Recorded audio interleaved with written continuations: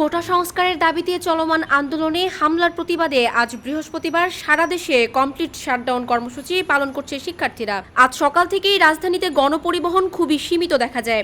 এমনকি কিছু সড়কে গণপরিবহন পুরোপুরি বন্ধ রয়েছে, যার প্রভাব পড়েছে নগরবাসী এবং চাকুরিজীবীদের ওপর। অফিসগামী মানুষের দুর্ভোগ পৌঁছেছে চরমে। গণপরিবহন সীমিত হলেও সচল রয়েছে মেট্রো রেল। সকাল 10টা থেকে রাজধানীর আজিমপুর, সায়েন্স ল্যাব, মোহাম্মদপুর, ধানমন্ডি, শাহবাগ সরেজমিনে ঘুরে দেখা যায় থমথমে অবস্থা বিরাজ করছে। গণপরিবহন সীমিত, এর সাথে মার্কেটের বেশিরভাগ দোকানপাট বন্ধ দেখা যায়। মাঝে মাঝে বিআরটিসি সহ দু একটি গণপরিবহন দেখা যাচ্ছে। অফিসগামী মানুষের তাতে উপচে পড়া ভিড় লক্ষ্য করা গেছে। গণপরিবহন কম চলাচলের কারণে ভোগান্তিতে পড়েছেন ঢাকাবাসী। অন্যদিকে যাত্রাবাড়িতে ঢাকা চট্টগ্রাম মহাসড়ক অবরোধ করে বিক্ষোভ করছে আন্দোলনকারীরা। সকাল থেকেই সেখানে অবস্থান নেয় বিক্ষোভকারীরা। একই সঙ্গে ঢাকার বিভিন্ন গুরুত্বপূর্ণ সড়ক দখলে রেখেছে ছাত্ররা।